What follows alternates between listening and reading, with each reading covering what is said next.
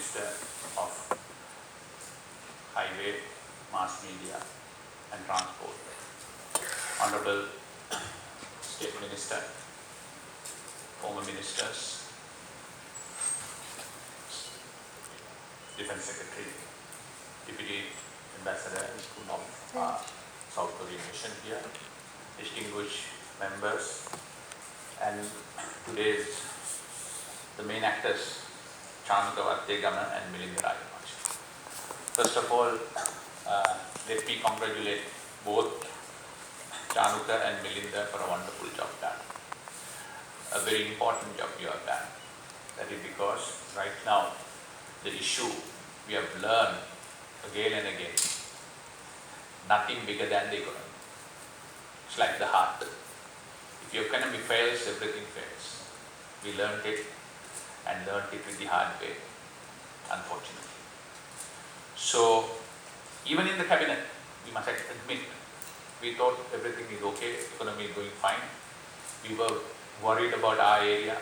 We were having a lot of great plans, particularly when I was holding the post of Justice Ministry. I was looking at the laws to be reformed, utilization to be improved, infrastructure to be built, more judges to be brought in, but unaware of the fact, I must confess that, on the amount and the deep nature of the economic troubles that we are in. That is because the economic literacy in this country is very, very minimal. If the cabinet is, that's the level of the cabinet information. And what about the normal people? So therefore, it's very, very important that economic literacy rate should come up. People should know when they demand, give me this, there has to be other way that how to make that money. It's always Ganu and Denu. We are always talking about Denu, Diyav, but where are you going to get it? That's the problem we learn. So few of the things that be important for us to learn from these mistakes are, quickly, I'm not going to deliberate on that, a lot of other people will say, I'll come back to my topic, not that I have forgotten Milinda, but it's all relevant to economy, because if your heart stops, everything else comes to a standstill. So heart is of any nation in the economy. So therefore, without economy, there is no country. Everything fails. Everything fails. So let me quote from two important quotes. George Bernard Shaw says, economy is the art of making the most of life. The love of the economy is the root of all virtue. It's not today, long time ago. Then Kofi Annan said, there is no peace without development. We have seen that. There is no development without peace. We have seen that. There is no peace and development without human rights. We need to understand that too. So important. Korea is a very important model in that. But Korean model, a lot to learn. But as the book itself says, there is no size which fits all. Korean model, Korea had a distinct advantage. They were first to understand after the Second World War there is an opportunity for cheap labor, there is opportunity for to be a factory to the world, and they have gained from that and built it and built. Now 1977 when we opened up, there are only few countries in the world to open up, so therefore that was the reason for people to come. It's no longer the case. Every country has opened up, from Vietnam to Bangladesh to everyone. So therefore, there is no reason for people to forcefully come to our country and invest. So we have to create an environment which is suitable for investment. If you don't do that, that is where the problem is. Therefore, it's important that, I think one thing is very, very clear. Right now what we want is a set of proposals and a working arrangement, particularly on economy, and a group of people who can carry that forward and a manner in which it could be executed. Anybody can come and says that I will give this and give that, but how are we going to give? Few examples. When we got our independence in 1947, we had one government servant for 113 people. Now we have one government servant for every 14 people. 10 times bigger. But services, people are still complaining. Suddha ke kaale mita vada hondai. What's the problem? The service has not gone up, but look at the time. In 1994, size of our government service was 6 lakhs. Today 15 lakhs. Where is the money coming in to pay that? Last week I was studying, I know there is this new tax regime is coming in. I feel that it has to be debated, looked at it, practical and pragmatic, otherwise it can be dangerous for the whole country. But without taxation, there is no future for this country. In 1981, 21% of our GDP was taxes. Today it has come down to 8.3. So we can point fingers. But last week I studied in UK, 33% of the GDP of UK is coming by way of taxes. So therefore, without taxes, how can we sustain our free education? Without taxes, how can we sustain our universal free health? So taxation is important, but on the other hand, there is a responsibility on all our part to give back. We say that give us free education. But having taken free education, 6,500 of our doctors are now working for NHS. How much of taxes have they paid back to the country? We need to look at that. We are only finding fault with the politicians. Yes, they are to be blamed, including myself, because they are the leaders. They have failed this nation. But they are not alone. Everybody else also failed this nation. People who are responsible to collect taxes have failed. They are not collecting it. People who have to pay taxes are also failed. They are not paying. If you have got something from free education, isn't there a duty on your part, at least pay back to the country to educate another 2 people? Until that happens, can our country come up? In 2001, Sri Lanka had 31% of our GDP as exports. It had come down to 14.5%. Can a country go forward? So unless an export-oriented economy is built, we are not going to go anywhere. So what is holding us back? The attitude of the government servants. You can't go to any ministry and get things done. Honorable Minister Ajit Pereira, my friend and former minister, is here, and we are struggling to get this the solar into the system. But it's been sabotaged again and again. So until this is not a time to point finger at each other, but we must find a way as to how we can better ourselves. Look at us without looking at everyone else, and that's the way forward. As far as the foreign policy is concerned, it's important. Everyone, though they say anything else, in the center of their foreign policy is their national interest. Sri Lanka is no different. Sri Lanka's foreign policy is, in the heart of it, is our national interest, our sovereignty. If I am saying anything else, that's not true. If any other country is saying anything else, that is also not true. So Sri Lanka's foreign policy will always be at our national interest. But we must understand, the days of course, the principle is that we are friends of all, an enemy on none. That's our way forward. There is no 2 words on that. But we must understand, practically it is an age of advanced economic diplomacy. Let's take up this. China is our biggest investor. Japan had been traditionally big investor. When we opened up our economy, Korea started investing on us. America is our biggest market. EU is our second biggest market. Middle East, where the Muslim countries are there, from where the biggest amount of foreign remittance is coming.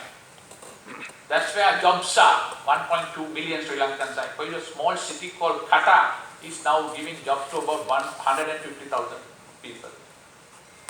So what does it mean? Everybody is equally important. Russia is one of our biggest tourist market, our export market. So therefore, every one of these countries, and India is our neighbor, our friend. For a long period of time we share a common civilization. So it is in that sense, each and every one of those countries are absolutely necessary for us. It's a different kind of relationship with all of them. Some are deep-rooted cultural, social, political and civilizational ties with India and the SAARC region. Some are basically long-standing friendship, for example, with Japan. Some are based on strong economic ties, like South Korea. And the Middle East is very, very important for us. And can we afford to fight with the West? So do you think that we are fighting with the West? No. Then what was happening in Geneva? Important that we understand that. What was happening in Geneva is, if you look at Honorable Kadir Gama in his days, he had a clear enemy, LTP. His whole effort was to isolate the LTP, cut off their funding, reduce their prominence, take them out of their optics. But LTP helped him big way. How was it? By every time committing senseless violence in the country, going out with suicide bombing, eliminating innocent people, attacking religious sites, taking out small kids and forcing them to be the child soldiers, giving them a capsules to carry, is good reason for us to go and canvass them and bring them.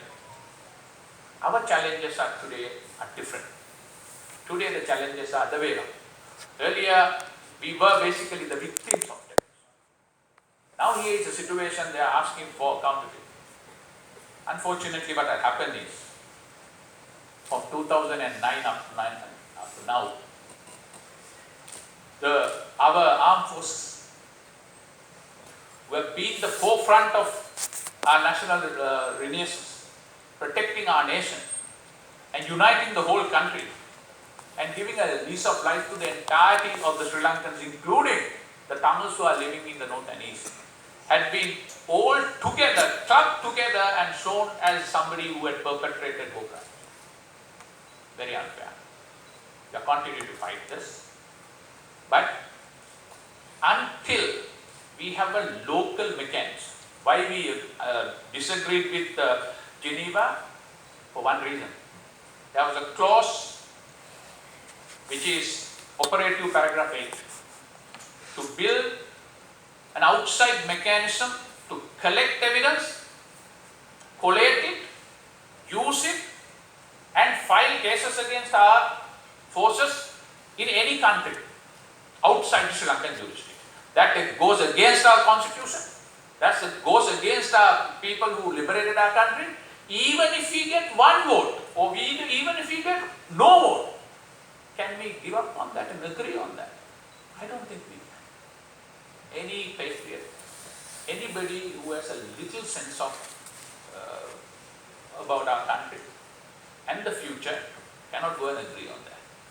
Does that mean that we are not negotiating with them? No. A lot of discussions went on behind the scene with the core group, with the Western countries, sitting with them saying that this is not the time. We will deliver on our national policy within the country. Foreign ministry is like the marketing department of a company. I can only sell a product which is manufactured. Foreign ministry cannot go and market something other than what you have in the country. So we need to have internal mechanism on that. That's why it's important that we should not give a chance to the outsider to come and meddle around this, and a very handful of people who are interested in creating divisions and making use of the Sri Lanka situation to continue their political agenda in the other part of the world. So therefore it's important that as far as as the reconciliation is concerned, we must have true reconciliation in Sri Lanka.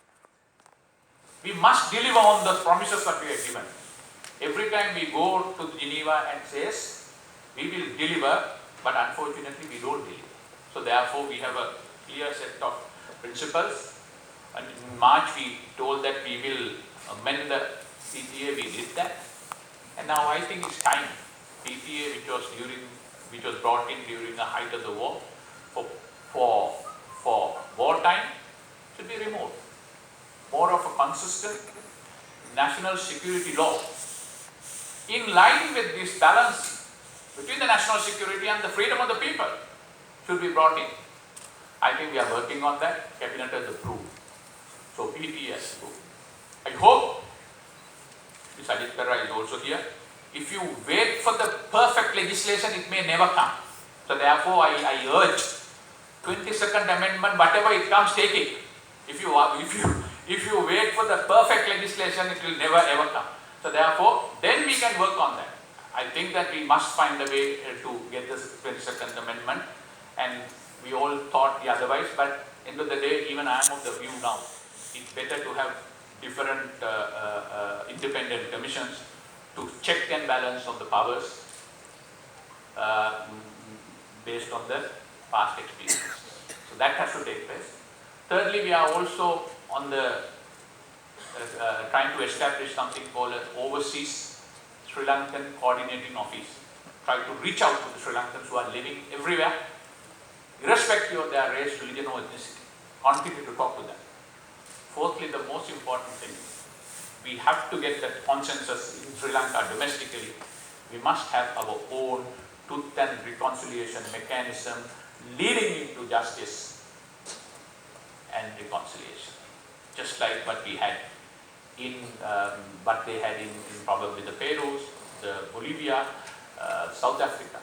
Until we have it sincerely, these votes will continue to come down. Because international community is also giving us an opportunity, but they also don't want to get involved in this. If you look at the yes votes are also coming down. The no votes are also coming down from 2014. Yes vote initially 25 was there in favor of the Western countries. It had come down to 22, now it had come down to 20. The votes which were with us, 15 has come down to 12, has come down to 11 and now come down to 7. The votes which were in the middle, which was 12, now become 14, and last time it was 14, now it is 20. So people are saying that you resolve your problem in your country. I saw a political leader commenting that few of the countries who voted with us were anyway voted against America and the West. I have to say the same thing on the other way now. The 20 countries which voted with the other side, anyway would have voted with them. That's a cluster. That's a cluster. South Korean the permanent representative in Geneva made a move in tribute to Sri Lanka in his referendum, but unfortunately couldn't vote in Sri Lanka or couldn't even abstain. That's nothing to do with Sri Lanka. Do you think that they have anything against Sri Lanka? Absolutely nothing against Sri Lanka. But we must understand, they have their own domestic compulsion of their security. And with the North Koreans coming out with their own missiles and all those things. So this is geopolitics. So therefore the number game must get out of it. Number game doesn't mean anything. Number game doesn't mean anything. So the manner in which that resolution has been presented, leading up to persecution outside Sri Lanka against our soldiers or the military leaders who eliminated terrorism in this country and brought Sri Lanka under one thing, we cannot accept. But if there were violations of excesses, you have to have a credible mechanism in this country, within our law, within our constitution, so that others cannot come and meddle around it. So it's up to us. If you don't deliver it, I will tell you today, 7 will come down further. So therefore it's time that Sri Lankans within the country, across the party line, understand this and do this. I knew several of politicians, both from the entire Geneva process was led by, you all know, UK and Canada. And that's because there are a lot of compulsion politically and domestically in those countries by some of the domestic political. Does that mean that we don't talk to them? We need to continue to talk to them. Otherwise, we have much more to lose than they have. So therefore, it's important that we continue to engage. So once again, I'm not going to take much of your time. Few things I won't say. I must congratulate once again. This is a beautiful model. Unfortunately, things have changed a lot since Korea started its journey. The opportunities that Korea had. So we have to learn from this, and our challenges are even bigger. You don't need to go to Korea. Even I was in Cambodia. People just, we all know what is Cambodia 20 years ago. The amount of development taking place there. So it's important that we all work hard and try to find this. And for that we need peace. One thing we must eliminate is this divisions based on race, religion or anything. We are all Sri Lankan. We must all respect each other's culture, each other's religion, each other's language, so that's how we can build that Sri Lankan identity. So based on that, I think we must learn from that, whatever the mistakes we have made in the past, and create a situation which is conducive for real growth from years to come. Secondly, the most important thing as far as the foreign policy is concerned is that we must also, media has a huge responsibility also. When there is a matter of urgency or importance or scientific thing comes, you shouldn't go and give this mic to everybody who has no subject knowledge at all. Every politician coming out of the temple, or every religious leader who has no scientific knowledge at all. For example, now somebody was asking me about the forced cremation of Muslim bodies. Who are giving the opinion? Politicians and religious leaders who have absolutely nothing to do with science. So you create a situation which is conducive to some kind of an extreme ideology, and then come and again you question, why did you do that? You also contributed to that. So therefore it's important that all of us, politicians, the public, the media, work as a team, rationally towards developing our country and learn from the mistake. Hope we can come out of the mess we ourselves have created, particularly the politics. Thank you very much, and once again, thank you for the wonderful job that you have done.